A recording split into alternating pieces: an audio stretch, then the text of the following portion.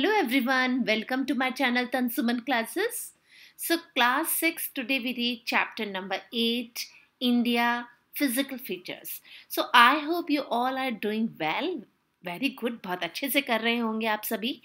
First of all, I would like to thank you to all because your like and your good comments really give me strength to do more work, and it's inspiring me to believe in myself and never give up on my dreams. So it's really good for me. ये मुझे जो आपके अच्छे अच्छे thoughts होते हैं, आपके अच्छे अच्छे जो कमेंट्स होते हैं, ये मुझे really बहुत ज़्यादा इंस्पायर करते हैं.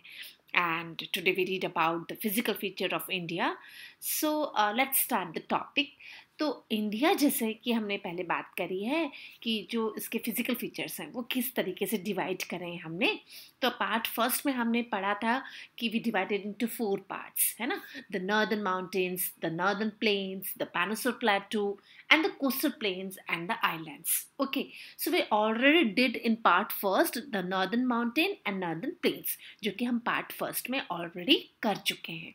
जैसा कि हमने पार्ट फर्स्ट में नॉर्दर्न माउंटेन्स के बारे में पढ़ा था कि नॉर्दर्न माउंटेन्स कैसे हैं, उनको कितने तरीके से हम डिवाइड करते हैं. तो जो नॉर्दर्न माउंटेन्स है ऑब्वियसली वो हमारे कहाँ पे हैं, हमारे नॉर्थ में हैं.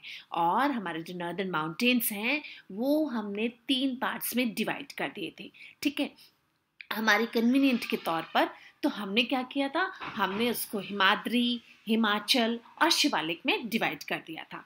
फिर नॉर्दर्न प्लेन्स के बारे में हमने पढ़ा कि नॉर्दर्न प्लेन्स कैसे हैं. तो नॉर्दर्न प्लेन्स में हमने राजस्थान प्लेन, गंगा बैसिन और साथ ही साथ में हमने फिर उसमें ब्रह्मपुत्र वैली के बारे में रीड करा. आज का टॉपिक है द पेनिनसुलर प्लेटू. ठीक है, तो अब ये पेनिनसुलर प्लेटू क्या है. एक्चुअली इसको हिंदी में हम बोलते हैं प्रायद्वीपीय पठार. ठीक है, तो ये जो प्लेटू है, अच्छा प्लेटू यानी हमने जैसे पहले पढ़ चुके हैं कि प्लेटू वो है जो लैंड टेबल फॉर्म में होता है. माउंटेन्स के क्या होता है, पीक्स होती हैं, लेकिन प्लेटू के क्या होता है, वो टेबल फॉर्म में होता है, ऊपर से समतल होता है. ठीक है, जैसे तिब्बत का प्लेटू. ठीक है, अब पेनिनसुलर प्लेटू की अगर हम बात करें तो ये हमारे, देखिए ये मैं आपको दिखाती हूँ, ये रहा. ठीक है, ये नॉर्दर्न प्लेन्स वाला जो एरिया है उसके साउथ में आ जाता है. ठीक है, अब पेनिनसुलर प्लेटू को भी हमने डिवाइड कर दिया है. तो चलिए हम पढ़ते हैं पेनिनसुलर प्लेटू होता क्या है. Peninsular प्लेटू is located towards the south of the northern plains. यानी हमारा जो ये प्लेटू है ये नॉर्दर्न प्लेन्स के साउथ में. ठीक है, ये हमें समझ में आ गया. और ये ट्रायंगुलर शेप में है, ये ट्रायंगुलर शेप में है. बहुत ओल्डर स्ट्रक्चर है इसका, जो कि इंडियन सब कॉन्टिनेंट में है. And the plateaus are surrounded by hills range on all the 3 sides. Look at the map, आपको मैप से समझ में आएगा कि ये नॉर्दर्न प्लेन्स के साउथ की तरफ है, ट्रायंगुलर शेप में ये है. और यहाँ पे बहुत सारी रेंजेस भी हैं. देखिए सतपुरा रेंजेस है, विंध्याचल है, मालवा प्लेटू है, यहाँ पे छोटा नागपुर है, ये सारे इसमें कवर करता है ये. ठीक है, तो it is the north at the Aravalli, जो कि इसके अगर हम बात करें तो अरावली जो है ये यहाँ पे देखिए, आपको राजस्थान में ये दिखेगा, ये अरावली की पहाड़ियाँ दिख रहा है आपको. तो ये अरावली जो है ये इसके नॉर्थ में है. और राजमहल की पहाड़ियाँ जो हैं, सतपुड़ा राजमहल की पहाड़ियाँ इसके नॉर्थ साइड में है. और वेस्ट साइड की अगर हम बात करें तो west Ghats and the eastern Ghats from its west and eastern boundaries respectively. आप ये देखिए यहाँ पे ये आ गया घाट वाला एरिया. ठीक है, ये आ गया हमारे ईस्टर्न घाट और ये आ गया वेस्टर्न घाट. ठीक है, इसको दोनों तरीके से कवर करते हैं. और अगर प्लेटू की बात करें तो the plateau are made up of the igneous. अच्छा आपको पता है जो घाट्स जो इसको कवर करते हैं तो इनकी रेंजेस भी बहुत ज़्यादा ऊंची है. जैसा कि अगर हम रेंजेस की बात करें तो हिमालयाज में तो पूरे साल बर्फ से ढका रहता है ना, बहुत ज़्यादा ठंड रहती है. लेकिन यहाँ पे जो रेंजेस हैं देयर इज़ नो स्नोफॉल. यहाँ पे ना तो कोई ग्लेशियर्स है ना कोई स्नोफॉल है. और अगर हम एवरेज हाइट की बात करें इन रेंजेस की तो यहाँ पे 600 मीटर टू 900 मीटर इसकी रेंजेस आती हैं. और स्लोप जो है वो वेस्ट से ईस्ट की तरफ है. ठीक है, गॉट इट, ये तो हमें समझ में आ गया. अब प्लेटो की अगर हम बात करें ना, तो प्लेटो किससे बना हुआ है, इट इज़ मोर इंटरेस्टिंग। ये इंटरेस्टिंग इसलिए भी है क्योंकि हमने ये जो बहुत सारे रॉक्स के बारे में जब चैप्टर पढ़ा था, तब हमने इस टॉपिक को कवर करा था।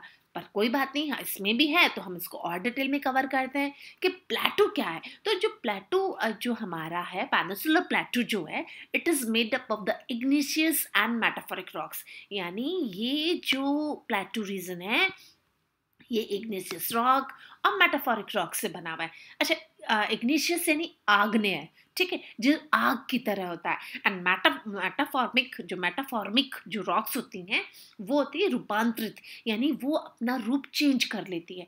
फॉर एग्जाम्पल अगर मैं आपको बताऊं, मेटाफोरिक रॉक जो मैं बात कर रही हूँ मेटामॉर्फिक रॉक की, तो they are form from the other rocks, है ना, that are change by the heat and the pressure inside the ground, है ना, अंदर यानी ग्राउंड के नीचे जो है, उसमें प्रेशर की वजह से उसमें चेंजेस आ जाते हैं, उसकी फॉर्म में चेंजेस आ जाते हैं। फॉर एग्जांपल जैसे कि संगमरमर है, चूना पत्थर है, तो इसमें जो प्रेशर होता है ना, वो बहुत ज़्यादा होता है। दैट्स वाई वो अपनी जो अपना रूप होता है, जो उसका स्ट्रक्चर होता है, वो चेंज कर लेता है, ठीक है। So they have undulating surfaces, low heels and rounded tops. The Narmada river, अब आपको यहाँ पे सुनने की जरूरत है कि the Narmada river divides the entire plateau into two parts. जो नर्मदा जो रिवर है, ये देखिए, आपको मैं नर्मदा दिखाती हूँ, ये देखिए, Narmada rivers divide this plateau region into two. कैसे? सेंट्रल हाईलैंड्स और डेक्कन प्लेटू। तो ये नर्मदा रिवर जो है, ये इसको दो भागों में विभाजित करती है। अब वो दो पार्ट्स कौन से हैं? तो पेनिनसुलर प्लेटू को टू पार्ट्स में नर्मदा रिवर डिवाइड करती है। Got it? यहाँ पे 1 मार्क्स का एक नंबर बनता भी है, ठीक है। अब central highlands from the northern part, they have a series of प्लेटू, यानी श्रृंखलाएं। सीरीज ऑफ प्लेटू यानी यहाँ पे बहुत सारी प्लेटूस की श्रृंखलाएं हैं, सच एस मालवा, बुंदेलखंड, ठीक है, बाघेलखंड, छोटा नागपुर। ये आपको श्रृंखलाएं याद करनी होंगी और ये सेंट्रल हाईलैंड के अंदर आती है। And these plateaus are made up of the hard igneous rock. All the rivers from the central highlands join the Yamuna and Ganga from the south. और जो भी नदियां सेंट्रल हाईलैंड से निकलती हैं, वो गंगा और यमुना में आके साउथ की तरफ गिर जाती हैं, मिल जाती हैं। अब हम बात करते हैं डेक्कन प्लेटू की, दक्षिण का जो लावा पठार है, ठीक है। अब Deccan प्लेटू extend from the Vindhyas in the north and south tip of the peninsula. It is bounded by the western Ghats and the eastern Ghat. Got it? यानी अगर हम बात करें तो वेस्टर्न घाट और ईस्टर्न घाट से घिरे हुए हैं। Both these hill ranges meet at the Nilgiri hills. और आपको मैं दिखाऊं मैप में, लुक एट दिस मैप, ये देखिए, ठीक है। तो यानी मैंने कहा ईस्टर्न घाट और वेस्टर्न घाट, ठीक है। और ये रही Nilgiri hills, look at this map, ये रहा, ठीक है। तो ये दोनों घाट यहाँ पे आके मिलते हैं। और हम बात करें कि वेस्टर्न घाट और जो ईस्टर्न घाट के ये जो बाउंडेड हैं, तो इसमें बात करते हैं north portion of Deccan plateau की, has a Vindhya ranges and Mahadeo hills, Kaimur hills and the Malai Kala hills, ठीक है। और western Ghats also known as the Sahyadri and the Sahyadri hills, the Nilgiris, the Annamalai and cardamom hills. Anamudi आपको यहाँ पे जरूर देखना होगा। Anamudi is the highest peak in the Deccan plateau, यानी डेक्कन प्लेटू के जो Anamudi, look at this again, यहाँ पे देखिए, ये सबसे हाईएस्ट है, ठीक है। यहाँ पे आपको देखना होगा। And the height of this range is 2695 metre. यानी अब जो हिल्स हैं, हाईएस्ट पीक जो इसकी है, वो हाइट बहुत ज़्यादा ऊंचा है। अब ईस्टर्न घाट की बात करते हैं। आपको पता है eastern Ghats are broken into small hill ranges by the river such as Mahanadi, Godavari, Krishna and Kaveri. जो ईस्टर्न घाट है ना, वो क्या है, बहुत सारी नदियों की वजह से बहुत ज़्यादा विभाजित है, यानी टुकड़ों में बटा हुआ है। और अगर हम बात करें तो नदियाँ कौन सी है? महानदी, गोदावरी, कृष्णा, कावेरी। यानी ये देखिए, आपको मैप में फिर से देखने के लिए मिलेगा, ये रहा Mahanadi, Godavari, Krishna, look at this, Krishna and Kaveri. यानी मैप में भी आपको दिखाया है कि ईस्टर्न घाट्स किस तरीके से ब्रोकन है। And most of the river of the peninsular India flows into the Bay of Bengal. और ये सारी नदियां कहाँ जाके गिरती हैं? ये गिरती हैं बे ऑफ बंगाल में, बंगाल की खाड़ी में जाके गिरती हैं। नर्मदा एंड ताप्ती ही एक ऐसी नदियां हैं जो कि नॉर्थ वेस्टर्न पार्ट में होती हैं, और ये सिर्फ और सिर्फ अरेबियन सी में जाके गिरती है, यानी अरब सागर में जाके ये मिल जाती हैं। And Godavari is the longest river of the peninsular India. और अगर हम बात करें तो गोदावरी जो रिवर है वो यहाँ की सबसे लॉन्गेस्ट रिवर है। ठीक है, अब हम बात करते हैं कोस्टल प्लेन्स की। देखिए कोस्टल प्लेन्स है ना, बहुत इजी है। वो कैसे है? क्योंकि हमें कोस्टल प्लेन्स में ज़्यादा कुछ रीड करने की जरूरत भी नहीं है। देखिए the Deccan plateau is bounded by the coastal plains in the east and the west. ये देखिए, ये ईस्टर्न घाट है और ये वेस्टर्न घाट है। तो अगर हम बात करें कि डेक्कन प्लेटू जो है वो ईस्ट में और वेस्ट में कोस्टल प्लेन्स उसके हैं।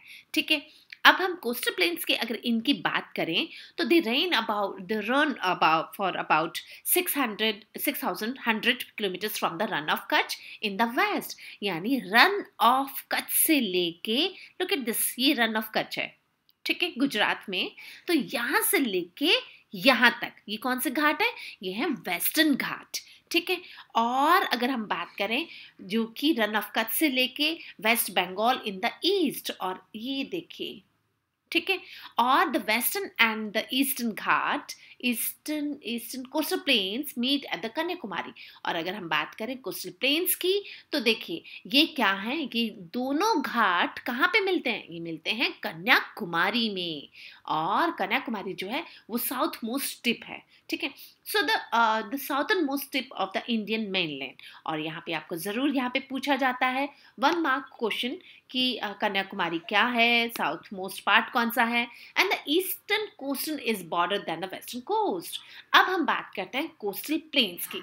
तो वेस्टर्न कोस्टल प्लेन्स की बात करें तो ये भी 2 पार्ट्स में डिवाइड है। जैसा कि हमने पहले इसको बोला, तो ठीक उसी तरीके से यहाँ पे भी डिवीजन है। और यहाँ पे डिवीजन कैसा है? The northern part of the western coastal plains is called the Konkan coast। और आपको यहाँ पे look at this, जैसा कि हमने पहले नॉर्दर्न, इसमें देखिए आपको हम आगे रीड कराते हैं। कोंकण कोस्ट ये रहा, ठीक है, ये 3 पार्ट्स में, बेसिकली 2 पार्ट्स में भी मान सकते हो आप, जैसा कि Konkan coast and the south part is the Malabar coast. आपको ये 2 भागों में विभाजित कर दिया मैंने वेस्टर्न घाट को, जो कि कोंकण कोस्ट, ये जो गोवा मुंबई वाला जो है एरिया है, ये देखिए ये गोवा पणजी यहाँ से, और ये सारा कोंकण कोस्ट में आता है। और मालाबार कोस्ट गोवा से नीचे तक कन्याकुमारी तक आ जाता है। ठीक है, और हमने इसमें क्या किया, द बैक वाटर है ना, जो पिछला सागर जो होता है, जो छिछला सागर होता है, वो बैक वाटर लेक्स यहाँ पे बहुत ज्यादा देखने के लिए मिलती है। और locally called the kayals are the special features of the Malabar coast. अब ईस्टर्न कोस्टल प्लेन्स की अगर हम बात करें तो ईस्टर्न कोस्टल प्लेन्स भी उतने ही इंपॉर्टेंट हैं जितने कि वेस्टर्न कोस्टल प्लेन्स हैं। The northern part of the eastern coastal plains are called the northern, ये देखिए क्रिकार्स। अब क्रिकार्स क्या है? देखिए जो मद्रास प्रेसिडेंसी का जो एरिया था, जो ब्रिटिशर्स थे, तो उन्होंने इसको अलग कर दिया था। ठीक है, तो northern part of the eastern coastal plain is called the northern Circars and the southern part is called the Coromandel coast. और जो साउथ पार्ट है उसको उन्होंने कारोमंडल, ये देखिए नॉर्दर्न ये रहा, यहाँ से लेके northern Circars and Coromandel coast, इसको भी हमने 2 पार्ट्स में डिवाइड कर दिया। Such as the Mahanadi, Godavari, Krishna and Kaveri are form fertile deltas along the eastern coastal plains. और नदियां जो अपने साथ हर साल एलुवियल सॉइल जो लेके आती है, बहुत फर्टाइल होती है, और ये नदियां लास्ट में फर्टाइल डेल्टा भी बनाती हैं। और ये डेल्टा फिर कौन सी नदियों से बनता है? महानदी, गोदावरी, कृष्णा एंड कावेरी। और ये डेल्टा फॉर्म करती हैं, सबसे बड़ा डेल्टा बन जाता है, और फिर ये ईस्टर्न कोस्टल प्लेन एरिया से निकल जाता है। सो द आइलैंड्स की अगर हम बात करें तो apart from the several islands found along the coast of India, यहाँ पे आइलैंड्स भी हैं। और द मेन आइलैंड ग्रुप की अगर हम बात करें ना तो हमारे माइंड में दो ही आते हैं, है ना? कौन से? Lakshadweep and Andaman and Nicobar. Okay, तो one of them is Lakshadweep, जिसका कि अगर हम कैपिटल की बात करें तो जो लक्षद्वीप का है वो कावारत्ती है, और जो अरेबियन सागर में गिरता है, अरेबियन सागर को घेरता है ये। And other is Andaman and Nicobar, जिसका जो कैपिटल है वो पोर्ट ब्लेयर है, and the Bay of Bengal. ठीक है, और ये बे ऑफ बंगाल में गिरता है। ठीक है, तो लक्षद्वीप और अंडमान निकोबार घूमने लायक जगह है। और mini coy which in area about 5 square kilometre is the largest island in the Lakshadweep group. अगर हम मिनी कॉय की बात करें तो ये 5 स्क्वायर किलोमीटर एरिया कवर करता है, और ये घूमने लायक जगह है और लक्षद्वीप ग्रुप का ही हिस्सा है। ठीक है, और अंडमान एंड निकोबार जो स्ट्रेच करता है एरिया, वो भी 600 किलोमीटर डिस्टेंस कवर करता है। Most of these islands are the mountainous and covered with the thick forest. और अगर अंडमान एंड निकोबार की बात करें तो ये भी बहुत ज़्यादा थिक फॉरेस्ट वाला एरिया है। साथ ही साथ में आज भी यहाँ पे जो ट्राइब्स होते हैं ना, वो आज भी हमें देखने के लिए मिलते हैं, और वो अपने कल्चर को बचाए हुए हैं आज भी। So thanks for watching this video. Like and subscribe my channel. Thank you. Good day.